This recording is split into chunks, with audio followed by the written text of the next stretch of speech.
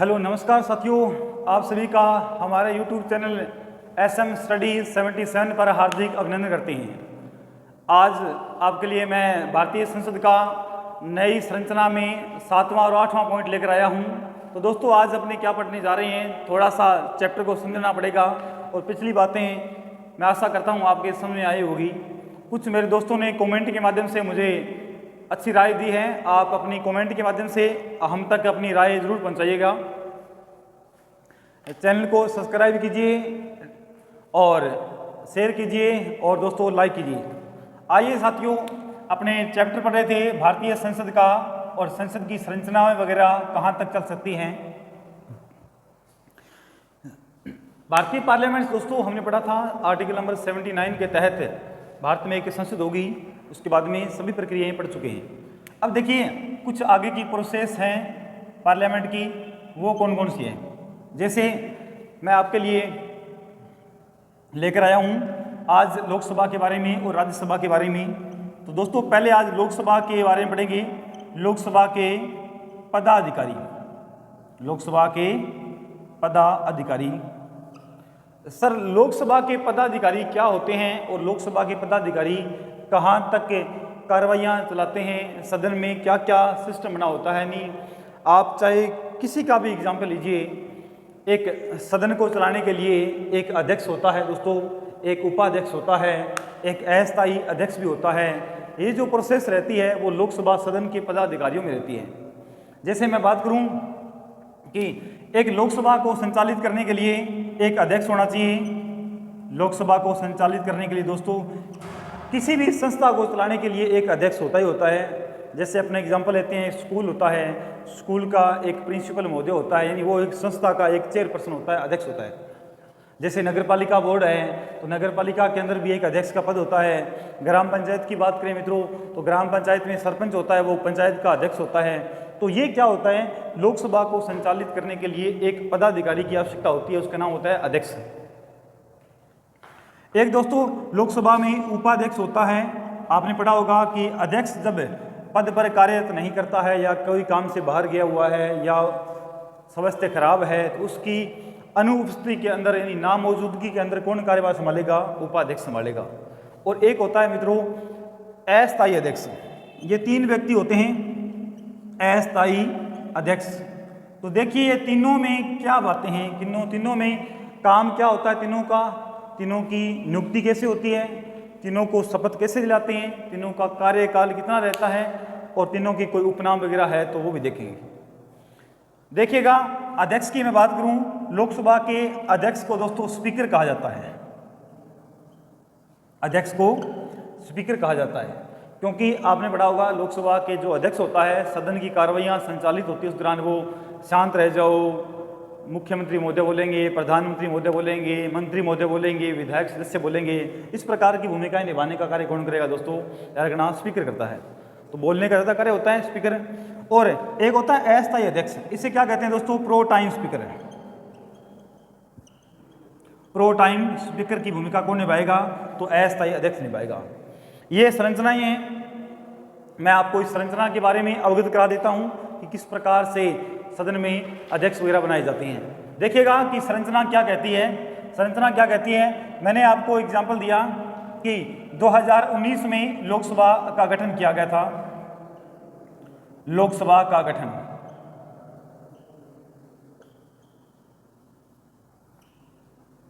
यह मान लिया लोकसभा सदन है। निर्वाचन आयोग ने साथियों ये लोकसभा सदन है, इसमें कुल कितनी सीटें हैं, तो याद रखना 543 व्यक्ति दोस्तों मनोनीत निर्वाचित होकर आएंगे।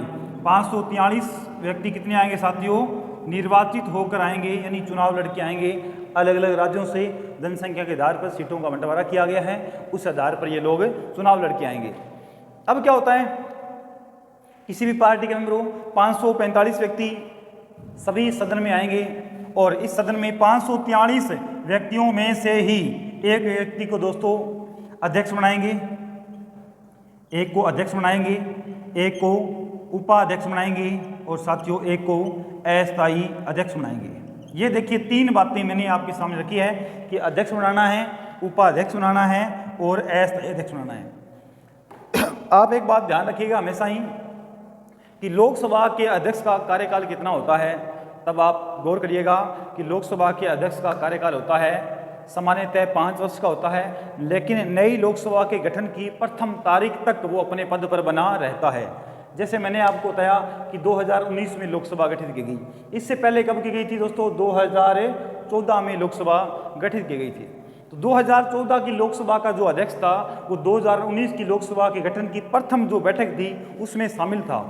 अब इस प्रोसेस का मतलब होता है कि इसका कार्यकाल, जब भी आपको एक क्वेश्चन आता है कि लोकसभा के अध्यक्ष का कार्यकाल होता है, जब आपके सामने दो बातें एक साथ आ जाए कि सामान्यतः 5 वर्ष का या नई लोकसभा के गठन की प्रथम तारीख तक है, तो इस कंडीशन में आप क्या करेंगे? नई लोकसभा के गठन की प्रथम तारीख को आप महत्व देंगे, न कि 5 वर्ष को महत्व देंगे। अब देखिए अध्यक्ष बनाया, अब क्या होता है साथियों, नई लोकसभा होती है, 543 व्यक्ति निर्वाचित होकर आए, इनमें से एक व्यक्ति को हम क्या बनाएंगे? एक व्यक्ति को बनाएंगे अस्थायी अध्यक्ष, अस्थायी अध्यक्ष बनाएंगे। ये लिया सर अस्थायी अध्यक्ष किसे बनाएंगे? जो सदन में सबसे ज़्यादा बुजुर्ग होता है, बुजुर्ग का मतलब होता है जिसने सर्वाधिक बार लोकसभा का चुनाव जीता हुआ होता है और सदन की भूमिका निभाने में सक्षम होता है, उस नागरिक को क्या करेगा दोस्तों? राष्ट्रपति महोदय, पी से लिख रहा हूँ, प्रेसिडेंट यानी राष्ट्रपति महोदय क्या करेगा दोस्तों? नियुक्ति करेगा। राष्ट्रपति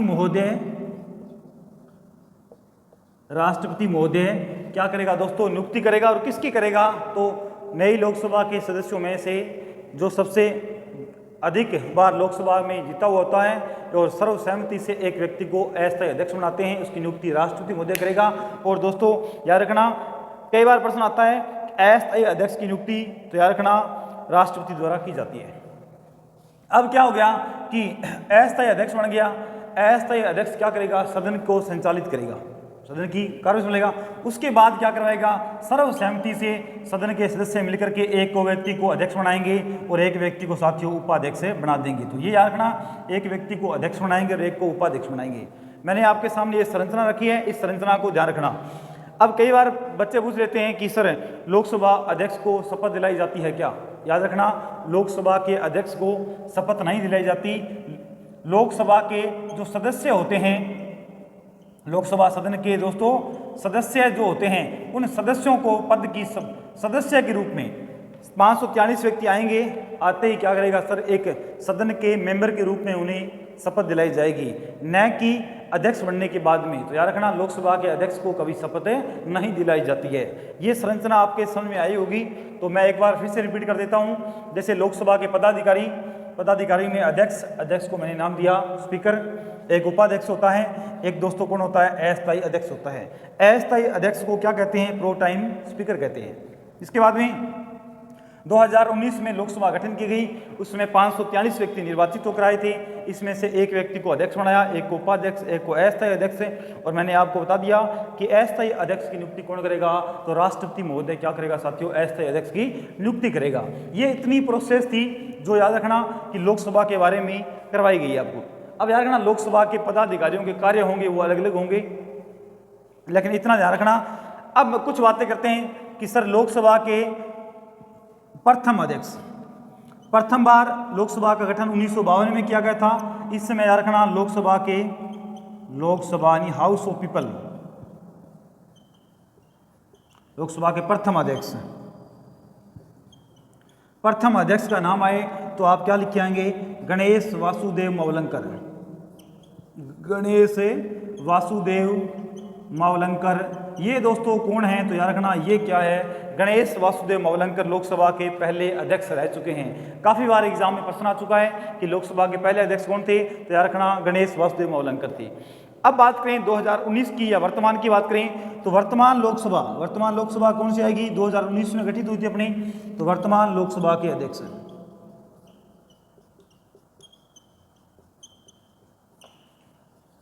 वर्तमान लोकसभा के अध्यक्ष के रूप में दोस्तों कौन कार्यरत हैं? तो याद रखना, श्रीमान ओम बिड़ला जी, श्रीमान ओम बिड़ला जी। और ओम बिड़ला जी साथियों कहाँ से हैं? तो याद रखना, इनका जो लोकसभा क्षेत्र पूछे आपसे ओम बिड़ला जी का, तो याद रखना कोटा बूंदी। कौन सा क्षेत्र है? कोटा प्लस में जो बूंदी का क्षेत्र है लोकसभा यहाँ से बिलोंग करते हैं। नहीं, वर्तमान में राजस्थान का लोकसभा सांसद हैं जो लोकसभा का अध्यक्ष बन बैठा है, यानी लोकसभा के अध्यक्ष के रूप में कार्यरत कौन है दोस्तों? तो वर्तमान में ओम बिरला जी।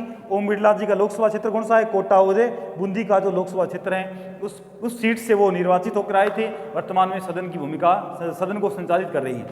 अब बात करें कि सर ये तो हो गया कि लोकसभा की बात करें कि लोकसभा के अधिकारी हो गए, अधिकारियों में मुख्य भूमिका किसकी रहती है? अध्यक्ष की रहती है।